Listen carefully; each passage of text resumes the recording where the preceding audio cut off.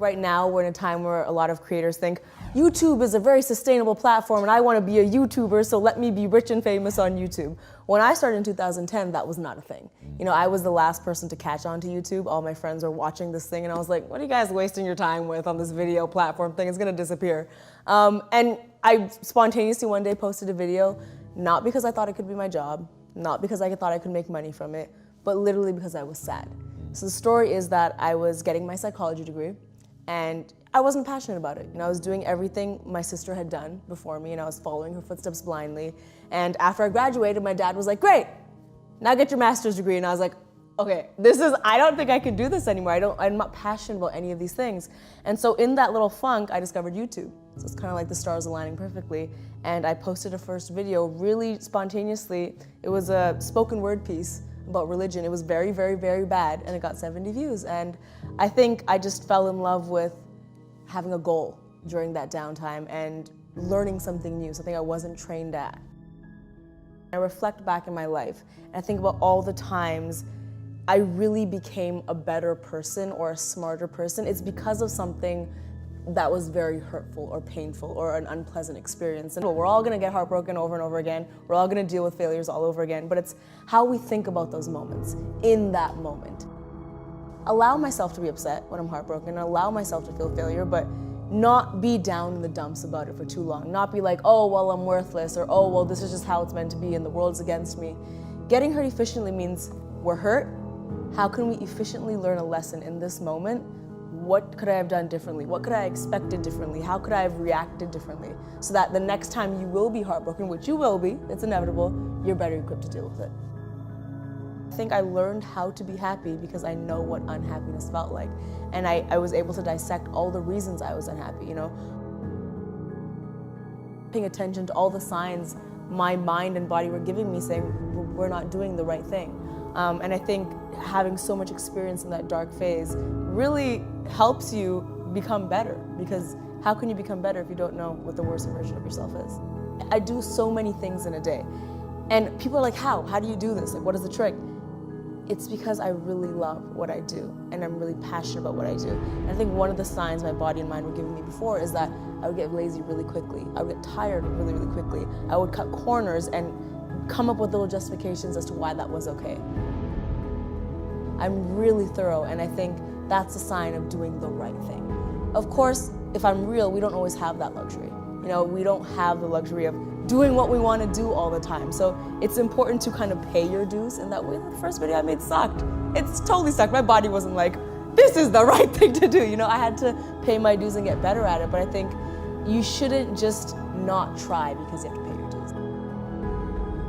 So when I first started YouTube, I thought, okay, I'm opening the gates up to this new platform and this new type of creation I've never done before, but I've also started going to shows more often. I started to meet different types of people. I think a big part of finding out what's right for you is stop confining yourself to a path that you've been convinced is the path.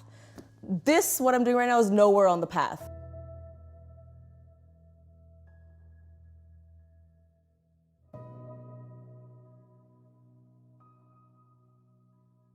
There's so much out there that you don't even know exists. And I'm a testament to that. I make videos on the internet.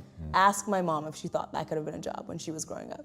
You know, so I think it's all about just really getting out there and seeing what's available.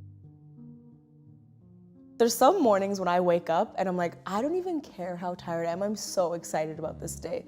So I think being excited to wake up, also, you'll just see it in your energy, I think, as well. The little pep in your step I have when I'm walking to set is really telling. Also, the people you surround yourself with. I think when you start to get surrounded by people, and my team is a great example of this, that really bring out the best in you and you feel yourself growing. This entire career path has been everything but comfortable. No part of it's comfortable. So even on the days when I come home and I think, that was horrible, that audition was horrible, I can literally feel part of me evolving as like, okay, but you did it and now you know for the next one what to do. You'll know what to expect for the next one. And those scary things are all signs that you're doing the right thing because you're growing. I have this thing where I like to visualize things. I know because it's easy to talk about all of these things and then talk about Tumblr quotes and like, oh, cool, success. But when you're actually down to it, it's hard. It's hard walking into an audition, for example, and then doing really badly and going home and thinking like, oh, well, I stepped out of my comfort zone, so I should be happy. That's not a practical thing that's gonna happen. You're gonna go home, you're gonna be sad, you're gonna eat the ice cream. This is me, this is the goal. There is nothing in between there. I need to create what is in between there. Whether I do really well or really bad, that's gonna be a step. And I think visualizing every failure as a little stone towards where you need to go is really helpful. The reason I'm so big on ownership is because I'm obsessed with efficiency. And I just feel like it's so much more efficient to take ownership for things than to not. Because if you don't take ownership for something, who's gonna fix it? Then it's just hanging there in the air of this unsolved problem that no one's addressing. When you take ownership for a mistake or a decision or something you did, not even a mistake, maybe a bad audition you did, you are then able to at least work on it and improve for the next time. If you don't take ownership, like, oh, it was the casting director, oh, it was because I was sick, it was because of whatever, you've literally said, okay, I need to change nothing now. It's not in my control. Taking ownership means you've taken control to actually make a different impact the next time you do that thing. I'm on a roller coaster just like everybody else. It's okay to feel crappy sometimes. I think it's important to feel crappy sometimes. Your self-worth has to come from not only yourself, but your environment. I'm really big on your physical, spiritual, and even the people around you are really important. So when I went through a lot of failures, when I'm with my team and my friends that are kind of not only supportive, but can really relate to what you're going through, and it's really helpful. So how do you dig out of that? Obviously, you gotta love yourself. That might be hard. Surround yourself with good people and a good environment. You have to be obsessed, and I know the word obsessed has a negative connotation, and rightfully it should a little bit. I think anyone who's really great at something is because they're obsessed. They wake up and they're thinking about it, and throughout their day they're thinking about it, and when they sleep they're thinking about it. In the middle of the night they might wake up thinking about it. That is me with this. Video ideas, I wake up in the middle of the night and I have to wake up and jot them down. Some of my video ideas are little dreams I've had, so like working in my sleep. There is a level of obsession, and when I say that, usually people say, well, that's not really that healthy. And you're right, some of it is a little unhealthy. Sometimes it does take over my life. Sometimes I do have to draw the line and I say, nope, I need to go meditate in my room, I can't do this. But I don't know of a single successful person that didn't, for at least a little period of time, have that obsession. But I'm very scientific with things. I'm very, like, when I write down my thoughts, I will literally dissect them, figure out what problems they are, come up with solutions, and then write down the solution. So I'm very mechanical. I do believe that humans, we are complex, we have feelings, we have emotions, but I do think when we strip all that away, there are very easy solutions to a lot of our problems that we make complicated. You want to achieve something at such a level, like, it costs a price, because I do fear right now, with all the cute Tumblr quotes and all the, the idea that you're special and you're worth it. Everyone's special and you are worth it, but you need to work for it. Like, it's not gonna, a Tumblr quote of you believing in yourself is not gonna get you success. So I also do fear that the opposite of that is letting kids know, like, yeah, get your sleep and get this and just believe in yourself and you're special and you'll get it done. Like, is that really gonna get them success though? It's that in combination with a lot of hard work. My obsession has given me great purpose. I know what it feels like to wake up and just aimlessly be like, guess I'm gonna go through the motions of my day and maybe I'll talk to this person, I'll eat these Fruit Loops, cool, I'll do whatever I need to do. Waking up with my obsession is honestly exciting. I get to wake up and I get to make rules and break rules. When you have an obsession, no matter what industry you're in, you get into that mindset where you're like, what else could I do to innovate this? What could I do differently? What could I do that's never been done before? So every day you really feel like you're adding value to the world and adding value to the people around you. That's the beautiful part of obsession. My obsession has led me to 13 million subscribers that watch me and also gain inspiration from what I do. And I'm hoping the people that surround me every day are also inspired by some of the stuff we do. So it's the chain reaction you cause. That purpose, and you give other people purpose, and now they're gonna give someone else purpose. You lose a little sleep, but look at the result. It's a small cost to pay, I feel. And I love sleep. There's gonna be days, like on tour is a prime example. There's days where I get 2, and I wake up and I'm like, let's go, let's do the thing. It's a small cost to pay sometimes for a big result. Encouraging the hustle. It's like I'm doing all this funny stuff. It's not, a 10-minute video doesn't take 10 minutes. It takes a village and it takes a lot of time. I'm not shy to let people know how much work this takes. I think that's what makes what I do so special. Because back in the day, traditional, for lack of a better word, celebrities, they were perfect. They were always on and always flawless. I would like to show people a person who works really tired, works really long hours, gets really tired, gets pimples, and like that's what it takes to do what I'm doing. You know, it's not just that I show up and everything's glamorous and then I reap all the benefits. That's not what it is. That's not what it is for anybody, but it's not. It's a lot of work. So if you're watching this and you're like, let me dissect this interview, like what are the tips and tricks? There's no tips and tricks, there's just a lot of work. It's a lot of work.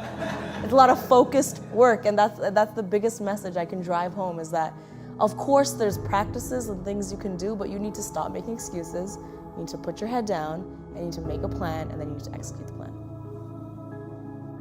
Be that anything we do, any action we make, I believe we have many layers as to why we made that decision. At the top is like, oh, I made this decision, what I tell everybody else of why I made that decision. The second layer is what I tell myself. You need to be in tune with yourself if you want to be successful. I mean, the world, it gets really uncomfortable. Success gets really uncomfortable sometimes. It's a lot of stress, it's a lot of pressure. If you're not truly in tune with your biggest teammate, which is yourself, there's no way you can succeed. You need to know yourself really well.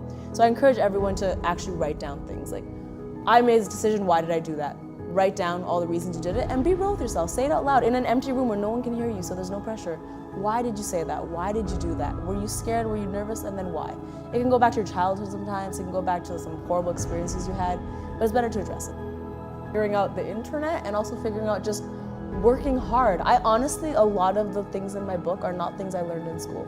You know, there of course there's classes, there's biology, there's English, all that. There should be a class that's just about work ethic, how to work well, what it means, and also how to work differently. Not everyone learns in the way school is structured. That's something that really drove me crazy at the end of my university career, was I can't learn through sitting in this lecture for 3 hours with this professor that's just talking to me. Like I'm not really applying this information in any such way. I've learned so much being practical in the world and learning things hands-on, and some people are like that, and I think school needs to let them know that's okay.